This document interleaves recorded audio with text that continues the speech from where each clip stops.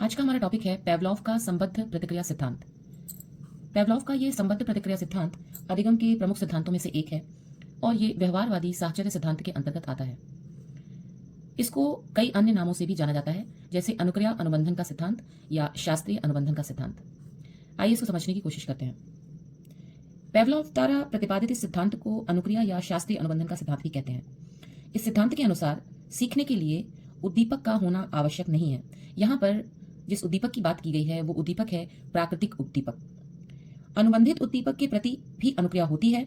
यहाँ पर अनुबंधित उद्दीपक कृत्रिम उद्दीपक है और अपने सही अर्थों में अनुबंधित उद्दीपक के प्रति जो अनुक्रिया होती है उसी को सीखना या अधिगम कहते हैं। यहाँ पर यह बताया गया है कि पेवलॉव के संबद्ध प्रतिक्रिया सिद्धांत के अंतर्गत जब प्रयोग किया गया तो उस प्रयोग में दो तरह के उद्दीपनों के बीच एक अनुबंधन स्थापित हुआ। अनुबंधन स्थापित होने के बाद प्राकृतिक उद्दीपन की अनुपस्थिति में भी अनुक्रिया होती रही और इसी अनुक्रिया को सीखना या अधिगम कहा गया है। इसको और आसान भाषा में समझते हैं, उससे पहले हम जानेंगे कि पेवलॉव ने क्या प्रयोग किया था। आइए देखते हैं कि पेवलॉव ने किस प्रयोग के बाद संबद्ध प्रतिक्रिया का सिद्धांत प्रतिपादित किया। पेवलॉव ने अपने प्रयोग में एक कुत्ते को भूखा रखकर उसे प्रयोग करने वाली मेज के साथ बांध दिया। उसने उस कुत्ते की लार ग्रंथियों का ऑपरेशन कर दिया था, जिससे कि उसकी लार यानी कि सलाइवा की बूंदों को परख नली में एकत्रित कर लार की मात्रा मापी जा सके। उसने स्वचालित यांत्रिक उपकरणों की सहायता से कुत्ते को भोजन देने की व्यवस्था की। घंटी बजने के साथ ही कुत्ते के सामने भोजन प्रस्तुत हो जाता था। भोजन को देखकर कुत्ते के मुंह में लार आना स्वाभाविक था। इस लार को पाइप से जुड़े एक परख नली में एकत्रित कर लिया जाता था। इस प्रयोग को कई बार दोहराया गया और एकत्रित लार की मात्रा का माप लिया जाता रहा। प्रयोग के आखिरी चरण में भोजन न देकर केवल घंटी की व्यवस्था में भी कुत्ते के मुंह से लार टपकी, जिसकी मात्रा का माप किया गया। इस प्रयोग के द्वारा यह देखने को मिला कि भोजन सामग्री जैसे प्राकृतिक उद्दीपन के अभाव में भी घंटी बजने जैसे कृत्रिम उद्दीपन के प्रभाव से कुत्ते ने लार टपकाने जैसी स्वाभाविक अनुक्रिया व्यक्त की। कुत्ते ने यह सीखा था कि जब घंटी बजती है तब खाना मिलता था।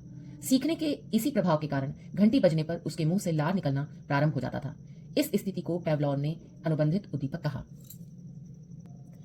याद रखने की बात यह है कि पेवलॉव के प्रयोग में भोजन जो कुत्ते को दिया जा रहा था वो प्राकृतिक उद्दीपन का कार्य कर रहा था और भोजन देने के साथ जब घंटी बजाई जाती थी वो घंटी कृत्रिम उद्दीपन का कार्य कर रही थी और इन दोनों प्राकृतिक और कृत्रिम उद्दीपनों के मध्य एक अनुबंधन, एक संबंध स्थापित हो गया था, जिस संबंध के कारण प्राकृतिक उद्दीपन यानी कि भोजन की अनुपस्थिति में भी अंतिम चरण में घंटी बजने पर सिर्फ लार का टपकना देखा गया, स्वाभाविक अनुक्रिया देखी गई।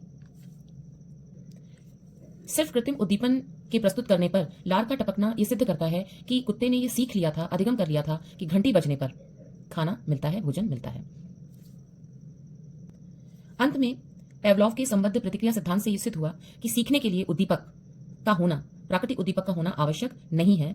अगर प्राकृतिक उद्दीपक और अनुबंधित उद्दीपक के मध्य संबंध स्थापित हो चुका है तो अनुबंधित उद्दीपक के प्रति भी अनुक्रिया होती है।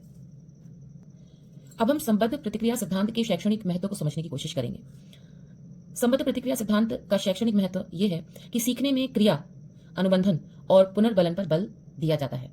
जैसा कि आपने देखा कि कुत्ते से बार बार एक क्रिया कराई गई और उन क्रियाओं के कारण प्राकृतिक उद्दीपन और कृत्रिम उद्दीपन के मध्य एक अनुबंधन स्थापित करा दिया गया और कुत्ते ने यह सीख लिया कि कृत्रिम उद्दीपन की प्रस्तुति पर उसे पुनर्बलन मिलता है।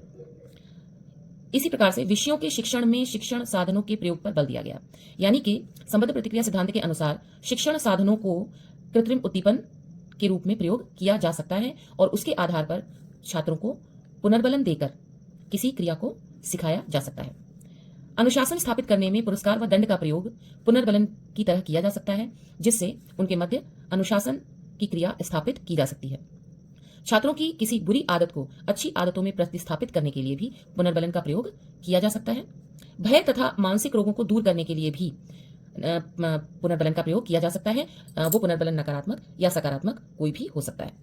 बच्चों को आसानी से सामाजिकरण करने के लिए भी इस संबद्ध प्रतिक्रिया सिद्धांत को इस्तेमाल किया जा सकता है और इसमें खास तौर पर शास्त्रीय अनुबंधन की भूमिका रहती है, जो अनुबंधन प्राकृतिक और कृत्रिम उद्दीपन के मध्य स्थापित होकर प्राकृतिक उद्दीपन की अनुपस्थिति में भी स्वाभाविक अनुक्रिया को होने में मदद करता है।